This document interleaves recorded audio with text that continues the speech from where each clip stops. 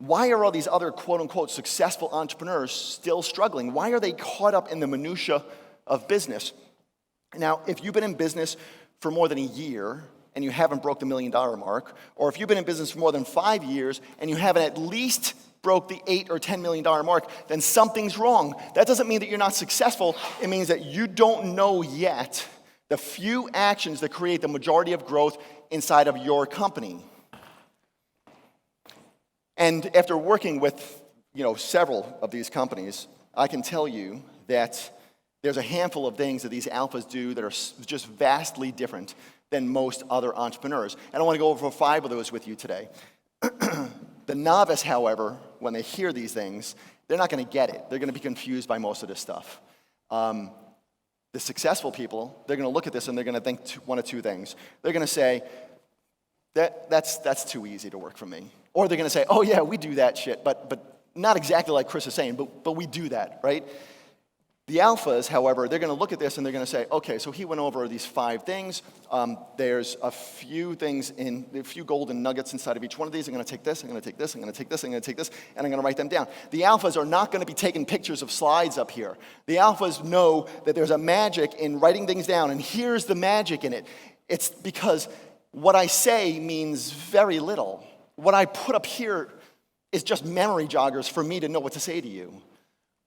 But when you listen to this and you get an idea of the little golden nugget that I said that triggered an idea in your head and you write that idea down, that's what's going to move the alpha's business forward over the next couple of months.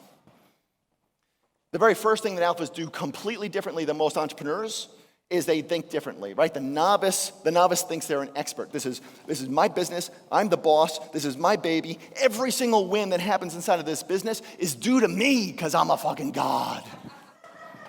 And then the successful person, they look at this and they say, well, I'm an entrepreneur, right? The successful entrepreneur, they're a big fish, but they're in a small pond. And that's good. That's their comfort zone. They like being able to drive up in their Lambo, and they like to have their rollie on their wrist, and they like to feel like big shit when they walk into a room.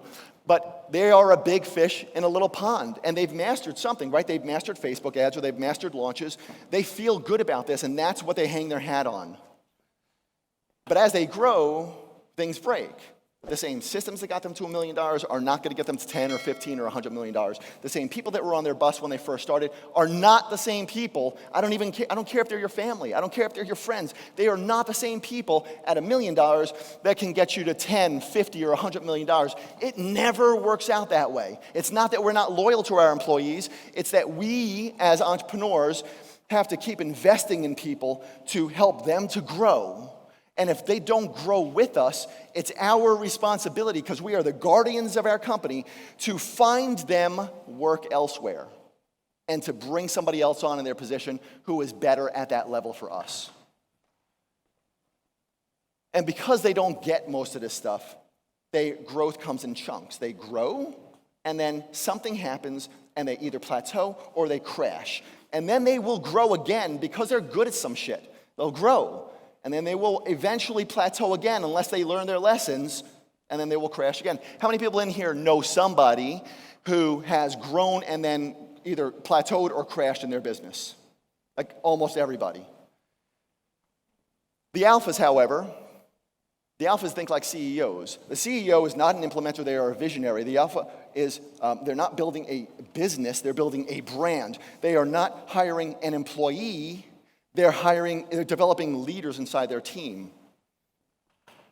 And they look at all these other successful entrepreneurs and they try to figure out what the heck is going wrong inside of there. And they understand that this CEO mindset is not something that they're born with, it is something that is made. And when you get that, if you open up your mind to just a few little things that we go over, I promise you, if you could expand your thinking just a little bit and stop thinking of yourself as a business owner or as just a regular entrepreneur, start thinking of yourself as an alpha, start thinking of yourself as a CEO, somebody who is building something far bigger than what you have right now, then things will change, and they will change immediately when you make that mindset shift. They'll either change now or before the end of this event. They will change if you just open yourself up to this. And I could spend probably, 3 hours, maybe more, going over what a CEO mindset is. But I narrowed it down to one core concept. If you get this, This will be a game changer for you. So I would just write this next sentence down. CEOs do not just focus on growing revenue. They focus on gaining market share. And everybody in here needs to know, and everybody inside of your organizations need to know who your competition is, how much of the market they control, and exactly how they control it. Because we could grow companies significantly faster if we gain some market share than by running offer after offer after offer after offer. I'll give you 2 quick examples of this.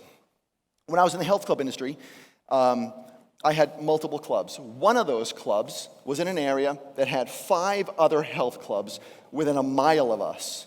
5 other clubs. Now, for those of you who don't know, is anybody in there here in the health club industry? If you have a health club, basically your demographic is about a 10-mile radius around you. That's basically where you're drawing from. Some drive farther, but very few people do that. Most of those people that you're going to attract to your club are about within a 10-mile radius. So that meant that 6 health clubs were fighting for the same people in a 10-mile radius. But it gets worse than that, because we're not fighting for everybody. We're fighting for just those people who want to be healthier. And just those people who want to be healthier and know that a health club membership might help them get healthier. So basically, all of our marketing looked like this. It's not the exact same words, but it kind of looked like this. Put down that donut, get your fat ass off the couch, get into your car, drive to our club, get out of your car, come into a very intimidating place, stand in front of a personal trainer who's going to point out every flaw in your body, and then watch a salesperson hardcore sell you into something. That's not the exact words, but every one of our postcards basically said that, and that's how it fell on their ears. That kind of sucks. So that's an obstacle for us. So every single time there's an obstacle, we get everybody in my organization together. We've been doing this from day one, from the very first company that I ever had, and it has been transformational. Every single person in our office get into a room, all hands on deck, all minds on board, and we brainstorm through this. And after, hours, maybe 3 or 4 hours, we came to a big realization. We're not trying to market to everybody out there anymore, right? Because if we did, Joe, who owned one of the clubs, he was dropping his rates to $40. Jim over here was dropping his rates to $39 to compete with Joe. And then the next guy, maybe he was dropping his rates to $38.99 to compete with everybody else. And it was a price war. And that's not what we wanted to do. That's not what we wanted our brand to be. So we decided, here's what we're going to do. We're going to do TV. We're going to do local radio. We're going to do postcards. And they're basically going to say this. If you're a member of a health club right now, and you don't like it for whatever reason, you're not getting the results, it's a dirty club, they treat you poorly, they don't give you fresh towel service, they don't give you free coffee, whatever the heck the reason is. If you don't like your club, bring your contract in, and we will buy it from you. Anything that you have left on your membership, we will buy that from you, and you become a member of our club.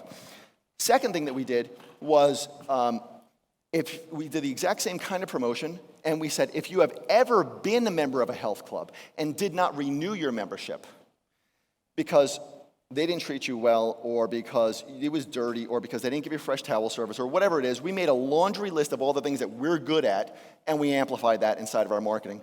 If you have been a member of a health club, and you didn't renew because you weren't getting treated well, bring us that old contract, and we will give you 50% off of anything you want to buy from us.